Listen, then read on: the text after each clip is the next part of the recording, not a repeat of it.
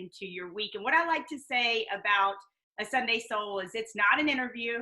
It is a Sunday conversation. It's almost like you're having Sunday lunch, Sunday brunch with somebody with a side of soul. And we wanted to do that. I wanted to give you that on Sunday so that you could be prepared for your week. And I am so thrilled right now to be joined by my friends PJ and Heather Fleck. PJ is the head coach of Minnesota, of their football team, and Heather is his lovely wife. Guys, how are you? Doing elite, Rachel. Good to see you. Doing elite. Nice to see you. Okay, I said I still use these terms, by the way, even though I'm not broadcasting anymore. I'm like in our pre-show meeting. In our pre-show meeting, I asked you guys, have you ever done a couple interview like this before? And you had to think about it for a little bit, but probably nothing like this, huh? I don't think so. No, you're the first, Rachel Barbeau. It's exciting. Well, listen, I'm really interested to see what Heather has to say. It's gonna be fun. I did think about last night about having you play like the newlywed game, but no, I nixed that idea. We'd crush it. We'd crush it. We're pretty good at games together. We're a really good team when it comes to board games, when it comes to card games, euchre. We're pretty good teammates. I love that. That's a great segue right there. That's a great jumping off point and starting point. Because I know there are going to be a lot of coaches on this, listening to this broadcast, every sort of person, but a lot of coaches, wives, people that are married, people that want to be married one day. And you just said something that I think was fantastic. We are great teammates. What does that mean to you, Heather? And then PJ, I'd love to hear your thoughts as well. Well, it depends. We're great teammates when we're on a team together. Not so great when we have to compete against each other, because we're both very competitive. We both like to win, and neither one of us like to lose. I mean, I'm talking anything. We can play catch in the yard. We can play rummy. Anything against each other. We're both very competitive. But when we play something together, we're just. I think we both kind of think the same. We're both very competitive. We're both very, I think, methodical in how we think in games and things like that. So I think being a teammate is always being on the same page. So since we have to do that in our real life every day, it makes us really good teammates when we play games. Yeah, I would probably just echo what she said, but you can always tell when there could possibly be some type of disagreement or argument coming in our relationship because we're on separate teams. That's usually followed by one of us winning and one of us losing. I'm a very, very competitive person, but if someone's more competitive than me, it's her. And it's all, everybody's smiling, everybody's having a great time prior to the competition. And then when the competition goes, usually one of us just not talking to the other after that for a while. So it just is what it is. It starts out as really healthy competition. It doesn't get through that, or it doesn't end that way when we get to the end. Guys, in my own relationship, I think about there's times where, and I'm not married yet, but headed that way. And for people that are headed that way, maybe some advice. You know, there are times when I don't much, sometimes he gets on my last nerve. Let me say it nicely. I know he's going to be watching this. But he's my best friend. And I love him. And I would never, ever, I have his back, I have his front, I have his side. I'm his teammate, right?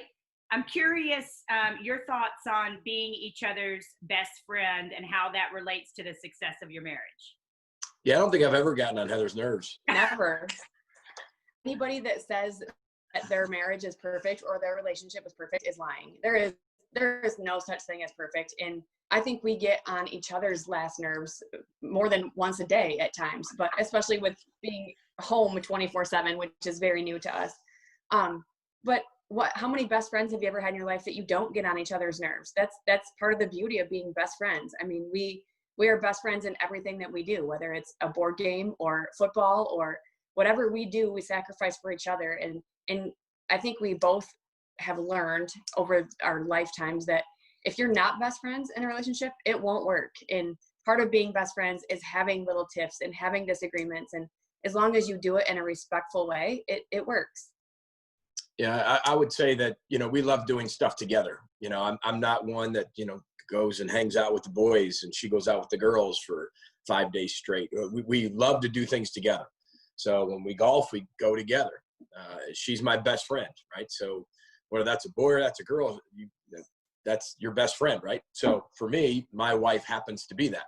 And so we share everything together, and do a lot of things together and have a lot of the same interests. And I think that's really important for our lifestyle and what we do. That's what we both prefer. There's people that prefer opposites attract. We're so similar that I think we both had to find out, just as we've lived our life, that we together attract each other based on how similar we are. And I think that's really neat. We're both type A people, I would say, and we need that in our life. And I would say even our disagreements, we know that we'll be able to get out of that, because 10 minutes later, we'll just forget about it, right? And move on. And I think that's really healthy. Nobody's perfect, right? But you can be perfect for someone, yes. right? You can be perfect for that person. Doesn't mean what you're doing is always perfect, but even in our time of disagreements, I mean, I don't say we like our disagreements, but we know we're going to get through them. I think some people don't have that. And our positive times, we know that there's plentiful of those. You know what I love too, Coach? I always say this, Coach and Heather. I say to my significant other, Chris, I say, you know what? The best thing about this is that when we do disagree, there's always a conversation at the end and a deeper understanding of each other, right? Like there's never usually a disagreement where we don't come out better as human beings and as a couple, and having learned, okay, that hurt you. Okay, I see where I did that and I didn't mean to, and that hurt you. And so in a weird way, and maybe a psychologist can explain it, but I think that you can come out of disagreements better for each other. For sure. I would agree. Yeah, Heather's Italian and Irish, so you can imagine the combination of that. It's like, it's wonderful. No, she's got the biggest heart out of anybody. The one thing about her is, I remember praying at night, just asking the good Lord to bring me someone that was passionate. Mm-hmm. Just bring me someone that's so passionate about life, and passionate about me, and passionate about our future, and passionate as a mother, and so on and so forth. Here she is. And it came in like a hurricane, you know what I mean? And Hurricane Heather. But it's fun because we're very similar that way, where we love life, we live life to the fullest, and we have a lot of passion, not only for each other, but passion for football, passion for each other, passion for our kids, passion for our future, passion to travel. But everything we do is passionate. And I think that's a fun way to live. It's interesting. I think you don't have to talk about who I am. I agree. And neither one of us, what I love about us is that neither one of us are sweep it under the wrong type of people. We don't beat around the bush. We don't walk on eggshells. If we have something on our minds, we talk about it. And speaking your feelings should never lead to an argument. And I think both of us are really good at being able to talk to each other and communicate, even if we disagree. It's never just swept under the rug. We talk about it, we squash it, we figure it out, and we communicate about it. And I think that's been the key to our success, is that I've always talked about respect and communication. You've got to have a best friend first and foremost, but if you can be best friends and be married and always have respect for each other and always communicate, it's very hard to fail if you have all those things. And Heather makes me better every day. I hope I make her better, just like she makes me better. And getting better, it's not always liking what you're going through, right? And I've had to learn a lot as a husband, as a best friend, from being just a head football coach, right? And then coming home and you're in charge of so many people and you make every decision, and then being able to shut that off and let that control go. And not only just let it go, but have balance and know when to interject, when not, when to give your opinion, when not to, all those other things, and so it makes you better. But just because it's making you better doesn't mean you're going to like everything you have to go through to be better. Getting better is not about just enjoying it, right? And that you have no issues or problems or arguments or disagreements. That's not what it's about. And I always say, Heather makes me better than anybody else, and I hate it. That's the best way to put it. Nobody likes to be told they need to do something better. And I think with him and I, we've both grown. I've always said that in any relationship, either you grow together or you grow apart, but either way you grow. And you have to really fight to make sure you grow together. And if you don't have a partner that makes you better every day, you're never going to grow together. And I mean, there's a million things he's made me better at that I didn't even know I had to be better at. Right. So let's nobody likes to be told they need to do something better. So when you have somebody that can kind of just naturally make you better, I think that's key. I think I always say this, and I don't know if I've said it to your team at one point in time. I probably have, but having someone that loves you in a romantic relationship or loves you unconditionally is like holding a mirror to your face. And they show you all the most beautiful parts of you, but they also show you, if it's done right in a loving way and the love is good love, they show you the ways that you can improve, right? And when you're with somebody that, again, whatever kind of love it is you're with somebody, you want to be better. And they show you those parts. You're like, oh, wait, I didn't know it was like that. So I think that's amazing. And I think that's awesome. And, Coach, you said something a moment ago, and I have to concur with you. So I met you when I was a sideline reporter, but I did not know Heather. And Heather and I became friends over Twitter before I actually met her in person. And the reason why was because, and I don't even know if I've ever told Heather this, was because I saw her after games come and find you and embrace you. And I saw the love that she had for you. And I would see it on television. I would see it on broadcast.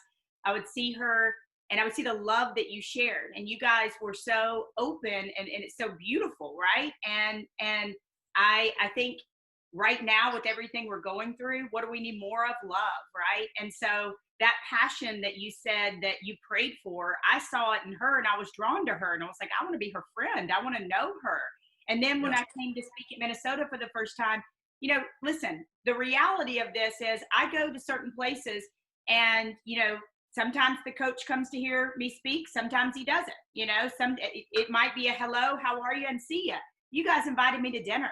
We went to dinner, we sat down, we broke bread and it was beautiful. But it's interesting that you would say that, Coach, because her passion, because it's the exact reason why I was drawn to a friendship with your wife. Well, she's infectious, and we do this job together. We do our life together, as we said before. And I don't care what people say or what scrutiny we take because she gives me a hug after a game. I mean, what's your wife supposed to do? Slap you in the face? I mean, not be there. She's visual with our players every single day. She's around our program every single day. We wouldn't be the program we are without her.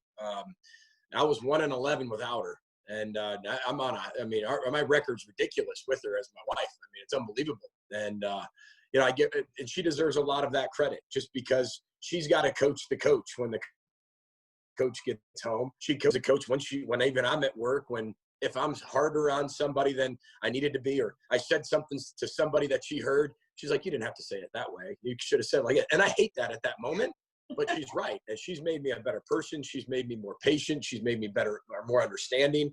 And I think if you even ask some of my staff members who have been with me all 8 years, from when I first became a head coach to where I am now, I think a lot of them would give the credit to Heather of how much I've changed for the good. Of just being a better overall person, a better, a better leader, just a better husband, better father, a better coach, and a better teammate. So, but we share that. We go through so much that a lot of people don't get a chance to see. I mean, head coaches and their wives, they share a very special bond. And as Heather said before, you're either growing apart or you're growing together. You either live two separate lives or you live one life. I mean, it just depends on what you decide. And for us, we decide to live one. And we go through a lot, and she hears the good, the bad, the ugly. She knows every side of me. She knows, every button to push, when to push it, how to push it, or not to push it. But so when you see us at the game, it's not just after the wins. She's there after the losses too. And everything's very consistent because we want to make sure that no matter the win or the loss, that will not define our passion for each other. Now, after a loss, I'm not picking her up saying, can you believe this, and smiling, but she's always there. And I think that just shows the power of how powerful she is as a wife, just in terms of what she can be able to handle, not handle, and then also just be there no matter what the result is. And I think that's important for me as her husband and somebody who, this is my queen, as you would say. And I even have, I call her my queen to remind myself every day. I call our 7-year-old daughter Princess. I call our 6-year-old daughter Angel, to constantly remind myself of who I'm talking to. And it's helped me a lot, just in terms of how I've been able to grow as a man. I was at the ASCA convention. You were the kickoff speaker, and there's thousands of coaches in the room, and you mentioned me, and I kind of did the dance in my seat and what I'd done working with your program. You guys are my family. Your program is my family. And afterwards, a funny thing happened. I'm waiting afterwards. I think it was one of the last days, and this gentleman was off to my right, and I could tell he was fidgeting a little bit and kind of nervous. And he comes up to me and he says, and there's just a few people left in the room, and he says, Miss Rachel, he said, excuse me, Miss, I have a girlfriend, and she's in a different state. And do you have any advice for coaches' wives? And he thought I was the wife of one of the coaches that was there. I was like, oh no, sir. I was like, I'm not the wife of a coach. I said, and I gave him some advice. With that said, Heather, I'd love to know anything, any advice, any word that you could give for a coach's wife, because let me tell you something to my listeners here. I want to take a moment. I know some of the most amazing coaches' wives, and it is one of the hardest professions out there. A lot of my coaches' wives will say, I take care of everything at home so that when he comes home, he can just be a dad, or he can just put his feet up. In this limited amount of time that he has at home, I try to write the bills, do the handiwork, get somebody here to do this, make sure this happens so that he can really enjoy that time when he's home. I'm curious your thoughts, any advice you may have for other coaches' wives out there. I think first and foremost, Rachel, you have to be very selfless. This is a profession that if you're a selfish person and you're married to a coach, it will never work. If you want to have your own glitz and glam career and you want to have something to yourself, it'll never work. You have to be patient. You have to be selfless. And PJ told me very early on that you have to have thick skin. I'm Italian and Irish, but I have a huge heart, and I'm very passionate about the people I love. And it breaks easy. And thick skin is not something I have when it comes to people criticizing or saying bad things about the people I love, whether it's PJ or our kids or me or our players or our staff. But I think from day one, I knew that, I didn't know everything that was going to be involved in being a coach's wife, but I knew that this job was very demanding, and I knew how much I saw him give to it. Mm-hmm. And I think from day one, I've always PJ goes like this, which means if it's under the house, I take care of it. And It's true. When he gets home, and what I love about him is when he gets home, he will help me put away the laundry or take out the garbage, but for the most part, I want to make sure that I handle all of that so that he can focus on football and be the best coach he can be, because I know how much that takes out of him and how much it takes out of the players and the coaches and what it takes to be able to fill everybody's cup every day. He's got to be the one to keep everybody up and motivated and going. And it's not just the football team. I mean, as a head coach, people say to us all the time, which cracks me up when they say, well, you only coach 12 games a year. What do you guys do in the off season? And it's like, the off season is busier than the regular season. People have no idea what he deals with. He handles everything. He's the CEO, right? So it's media, it's everything. So I work very hard to make sure that, we've got a lake home and we've got our home. We've got 4 kids that are back and forth between 2 different states. And I work very hard to make sure he doesn't have to deal with all of that stuff. And there's times I have to be the wife and call him and tell him about something or have him, he has to be the boy because I can't do something. But for the most part, I try to take that off of his plate. When he gets home, I want him to be able to relax and leave his day at work. And anybody that says that their work and their home life doesn't mix is crazy. I think it's very hard for, especially a guy like PJ. I love you so much. It's very hard to be a coach all day long.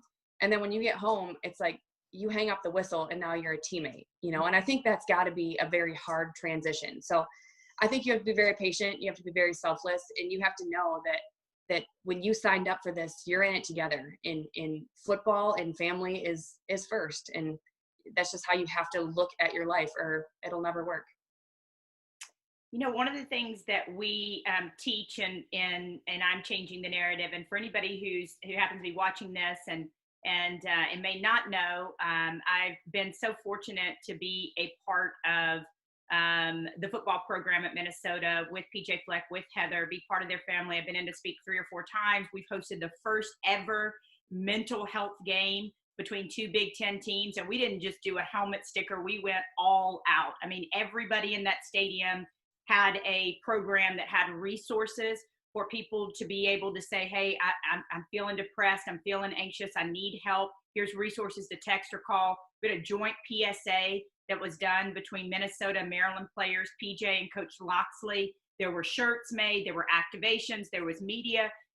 It was absolutely amazing. But PJ, one of the things that we teach in the movement, and I've really been focusing on for the past couple of weeks, and I have to ask you because you are a master motivator, is practicing the pivot.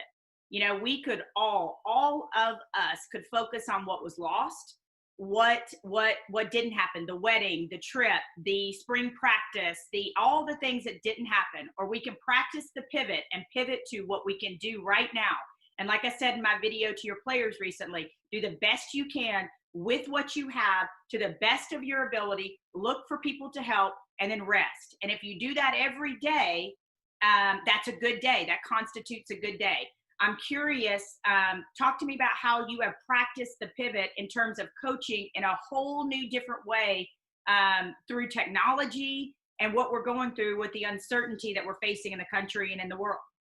Well, that's what Row the Boat's all about, you know, and it's ironic that we have what Row the Boat is, and it gets implanted during this COVID-19 pandemic that's affecting our entire world.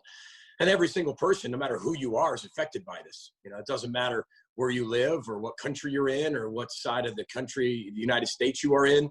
It doesn't matter if you're rich or poor. It doesn't matter if you're old or young. I mean, it's affecting every one of us somehow, some way, whether that's through our health, finances, our jobs, whatever it is. I mean, our influence. But that's what Row the Boat's all about. But we had a team meeting the other day talking to our players about being intentional with actions, not just having intentions. There's a big difference. Yeah. And everybody says, well, I'll get to that tomorrow. I'll do that next week. Or I'm not going to do that today because of this happened last week. I can't do that now because this COVID-19 is now affecting me. You know, and everybody's stuck in this old norm. Well, who's to say our new norm can't be better? And why shouldn't it be better? Because there's education. There's so much to learn from this. Who's to say our world can't be better? Who's to say college football won't be better? Heather said it best the other day, and I shared this with our football team. Heather said it felt like Mother Nature told us all to go to our room and think about what we've done. And whether that's abuse to our planet, I mean, there's so many things out there that show this global picture of what our world looks like without all the traffic and yes. and the factories going right now. Whether it's our planet, whether it's our health, whether it's the finances, whether it's going to concerts for granted or watching college football. You didn't go to the game live because you had 8 TVs to watch at home. And now 3-4 weeks into the quarantine, you're complaining because you can't go be social. But we took all of that for granted. College football's attendance is down over the years, over the last 5 years, across the board. We've taken so much for granted that Heather's statement was 100% on, that when we do get back to this new norm, what will we make better? What will we make our new norm? What did we take for granted that we now know that we can make better? Be a better husband, father, be a better son or a daughter, be a better employee, be a better leader, be a better coach, be a better wife or husband, a mother, a father. And we can do all that. And it's sad to have something like this wake us up, because we all have certain personal tragedy that happens that wakes us up for a week or 2 weeks right. or a month, or every year starts over where we make new resolutions. But this has affected everybody in the world. Mm-hmm. And it is truly life and death. And we've all had to sacrifice to make our neighbors healthy, not just ourselves. Yeah. And everybody has to sacrifice for this to work. So it's everybody involved in it, and we're in it together. We're rowing the boat, and the only thing you can do is control right now. You can't do anything about the past except learn from it, but we are going towards the future, and we get to determine where that is. And I think that's what everybody needs to take out of this. You know, Heather, I think you are so spot on, because I've said this, and I know many people have, to the best of your ability. You know, I say to people, and for myself, I'm going to come out of this better, right? Like, to your point, Coach, you know, you can go right now, you can go online and do a virtual tour of Anne Frank's house. You can do a free course right now at Harvard about the science of well-being. You could come out of this with a certificate from Harvard. You know, I went back to my goals. I'm like, you know, I'm Latina, but I can't speak Spanish, so I'm practicing my Spanish every day. You know, I have a goal. I read 30 minutes every single day. You know, I work out. I'm going to come out of this better. And so we can't change. And that's what I've been telling athletes and people across the country. We can't change what happened beforehand, but what we can do is make things right. We can drop off the funky junk like we talk about in the movement, and I'm changing the narrative. We can forgive, we can move on, we can be better. Because I want to look back in 20 years from now and say, that was a pause and the whole world paused and it was a terrible, horrific thing. But who did I come out of COVID-19 as? Because I sure as heck don't want to be the same girl that went in. Yep, I agree. And we've talked about that a ton. It's, if you watch PJ too, it's amazing to me to watch him work, because I think in his life, he's never had this much time just at home. Like in our relationship, I've never seen him this much at home. But I mean, he went from being a high school player to a college player to playing in the NFL to coaching. So his whole life has revolved around 24/7 football. And it's funny, when this thing first happened, he was like, what are we going to do? Not seeing our team. And within an hour, he had a camera at our house. We figured out how many people had even heard of Zoom before this? We've heard of it, but nobody's ever used it. I mean, he's doing team meetings every day. He's out there in a different spot with his camera doing a team meeting. They're reading a book together. He's literally on the phone doing FaceTimes all day long with different things. And he's recruiting from home, which is, how did you think you could ever do that? But it's amazing to see how much him and the staff have been able to adapt to this. Because you think, if you can't meet together, there's no way. Football's done, you can't do anything. And I think a lot of people thought that at first. And he's like, okay, how do we don't tell me what I can't do. Tell me what I can do. How do we make it work? And it's been amazing to watch him work through all of this. And I'm sure you've seen a lot of other coaches. I've obviously only seen PJ and his staff, but his staff is grinding, and it's amazing to watch how they've been able to adapt to it. One of the things as we wind down here that we always ask our guests is in the coming week, what are you focusing on? What are you being intentional about? And maybe some way that you can share that with our viewers in ways that they can practically be intentional, and what they might focus on. Go ahead. Well, I think that you already hit on that in terms of being better, right? All of us. Heather bought the mirror. Have you ever heard of the mirror, the workout deal? Okay, anyway, it's awesome. Yeah. And so I've dedicated myself in the mornings to making sure that I'm healthier when we get out of this, because we can get in these ruts when we're at home. So I haven't been home very much. I don't know what it's like to be home. And so for me to be able to function, I have to do all the things I still did at work, but I have to do them at home, and I have to prioritize my day and literally write down exactly. I mean, we're talking 10-minute, 15-minute segments throughout the day of exactly what it'll look like, or you get off track. It's so easy, whether it's the dog or the kids or Heather, or I got to be the boy for a little bit and gosh forbid, fix something. I don't know how to fix anything around the house. But I think if you're not prioritizing your day and you're not literally writing it out as you would work, then you are going to get lost. There'll be a show on TV that takes you off something. There's going to be this, this boredom that takes over. We've told our players, if you're bored, you're not doing it right. I mean, being concerned and staying healthy doesn't mean boredom, right? With this stay at home. The people who are taking advantage of being home and growing and learning and becoming better, they are going to kick the living crap out of whoever didn't. Right. And we as college football coaches, we're all competing against the other Big Ten schools, ACC, SEC, Big 12, Pac-12 right now as we speak. Who's getting better? Who's recruiting better? Who's doing it a different way? Who's being more creative? Who's taking the 24 hours in that day and applying it? Who's more connected? Who's all on the same page? Whose players are actually trusted, right? To make sure they're doing what they're supposed to do when they're supposed to do it and when nobody's watching them. Yes. So I think it's just being intentional with your priorities. We call time management really time priority. So who's being more intentional with that? Not just the players, but the coaches, the wives, our kids. I mean, most of the parents these days have turned into homeschoolers, which they did not sign up for. And it's amazing what the jobs that everybody's have been able to take on. But who's doing it better? And who's going to be able to do it better for longer? And that's been our quote since January, our slogan for the year. And it's ironic that this has happened because who can do it more consistently with being intentional, better for longer? And that's what we've challenged our players. It's amazing. Lastly, if you could say something from a coach's perspective and also from a mother's perspective, because you are the mother to the team, Heather. That's what you are. I've seen you around. You choose to do that. I love it. You're around every day. To every athlete out there whose life, maybe they're a young athlete in high school, maybe they're a little bit older, but their life changed, right? Very drastically, whether their spring sport was taken away or they don't know about fall, these things. From a coach's perspective, Coach and Heather, I'd love for you to leave with a bit of motivation, a bit of encouragement for these athletes.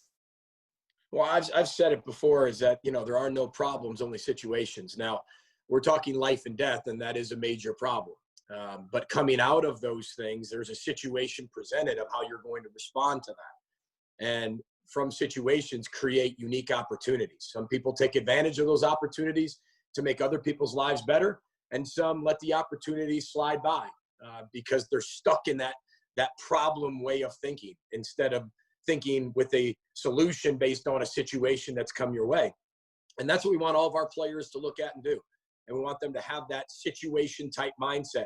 We're in a unique situation. No one's ever been through it, but there's this huge opportunity for something, growth in something, right?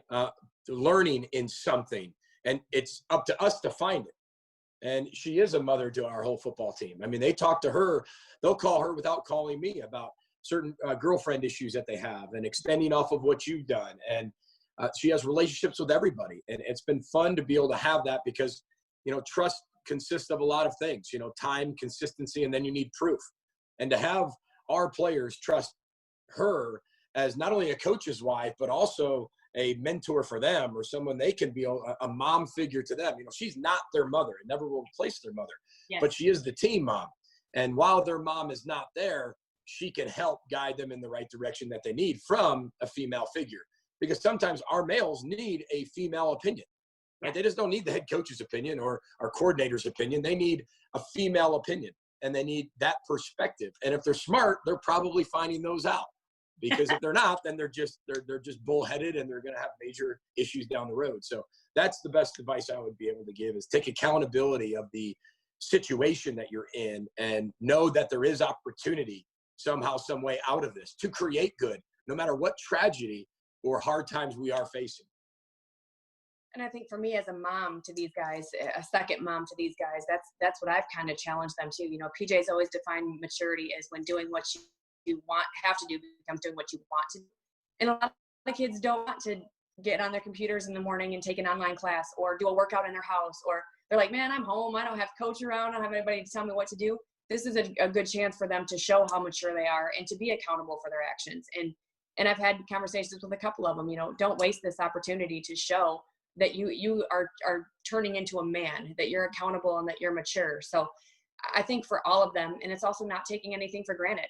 I mean, you talk about how hard it is for school and football and girlfriends and family, and look at these people that are struggling with staying alive right now. Look at how much you took for granted the facility and being able to eat 3 meals a day there and have an environment where you're safe and comfortable and you like to be around your brothers and your aunts and uncles. And because some of these guys, not everybody has a perfect life at home. Football was the escape from a not so perfect life. So just being able to show that they can be mature and not take anything for granted coming out of this. You guys are absolutely amazing. Thank you for gracing me and all of our viewers with your time and giving us a little peek at your relationship and behind the curtain, and showing us the soulful side and what makes you tick and how you do what you do as teammates and as best friends, as a coach and as a team mom. You guys have a great day. Thanks so much. You too, Rachel. Thanks, Rachel. Row the boat, sky the mom, go Gophers. Thanks.